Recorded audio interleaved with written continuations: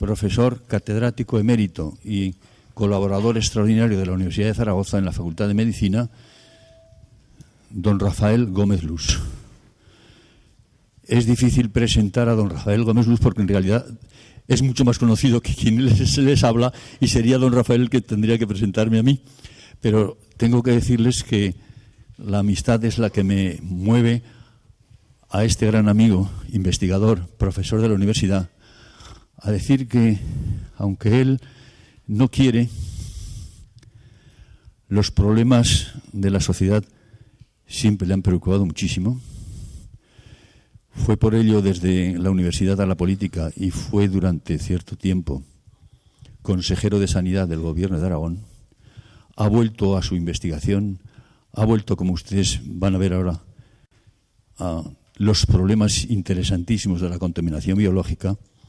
Y yo solo quiero contarles una pequeña frase que ha sido suya y que para mí subraya toda su actuación. Cuando le preguntaron los medios de comunicación qué había encontrado en la investigación, sobre todo en este problema de la microbiología emergente nueva, dice: las mejores lecciones de ciencia y de humildad las he aprendido mirando al microscopio.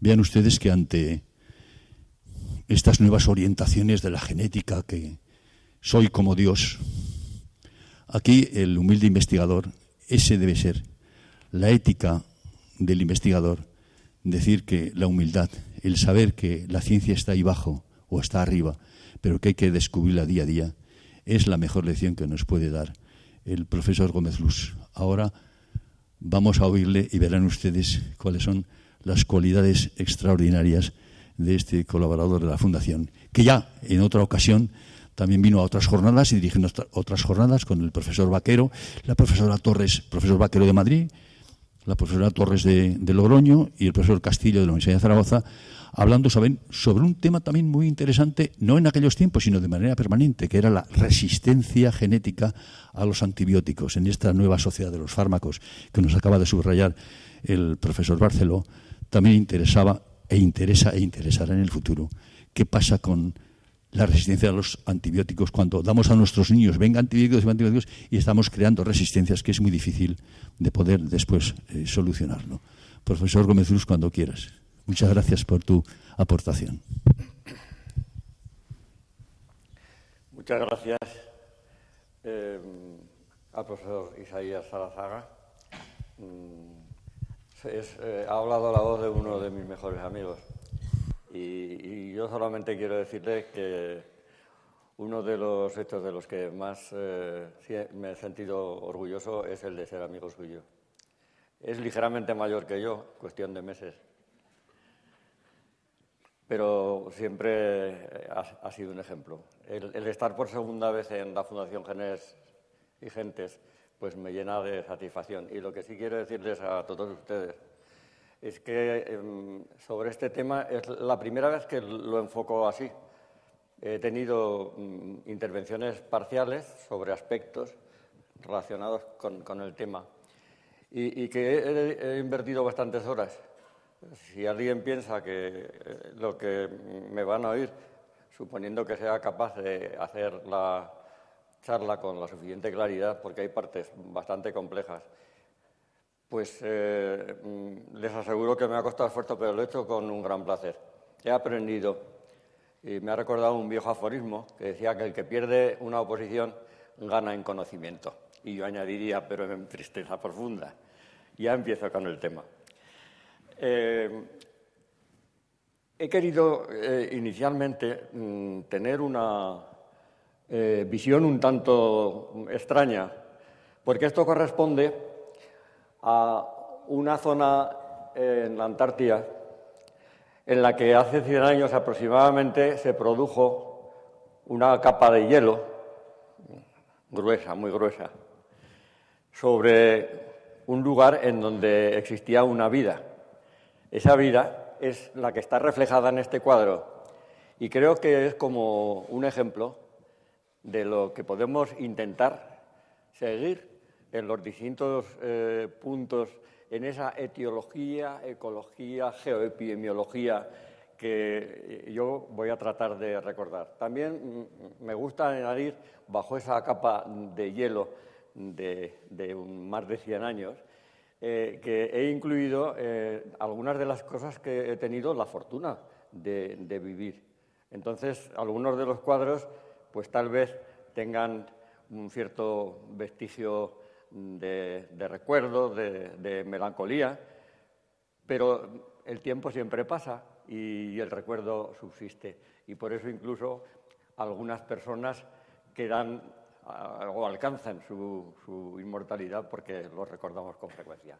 Después de esta expresión poética, por lo menos para mí, que me recuerda a tantas y tantas personas con las que he colaborado y de los que he aprendido, pues muestro sencillamente esta situación casi al límite del caos, pero que refleja algo verdaderamente complejo, pero muy hermoso al tiempo.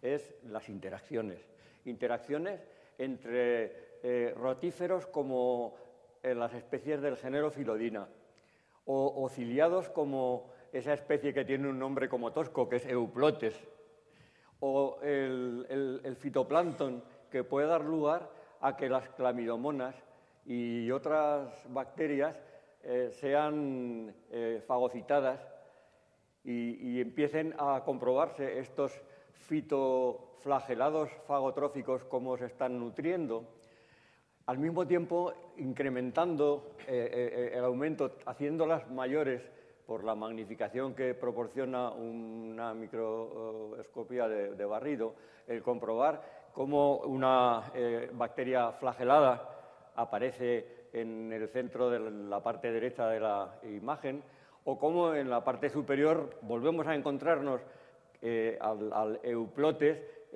perfectamente dotado con sus cilios, y haciendo un rápido descenso, no nos olvidemos, naturalmente, hay un bacteriófago con su cápsula, con su cápside, con su cuello y con su placa caudal buscando receptores específicos. Todo un mundo complejo. Luego siempre trataremos de repetir esta imagen que acabamos de ver.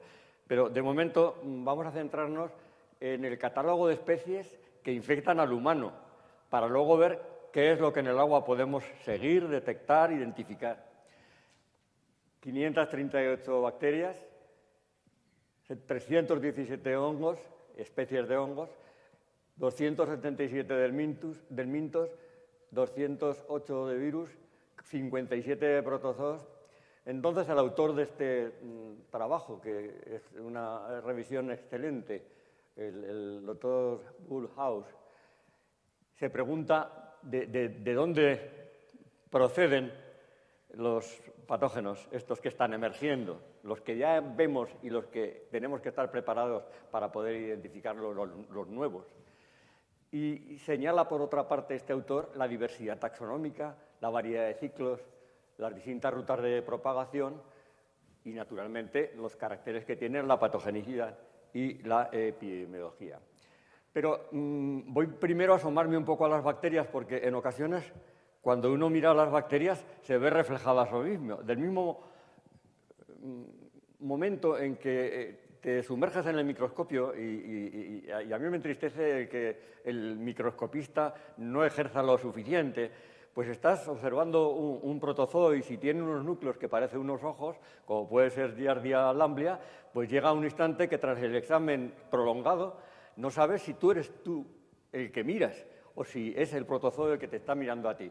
Esa reciprocidad, eso implica una conexión con el mundo que estás intentando comprender.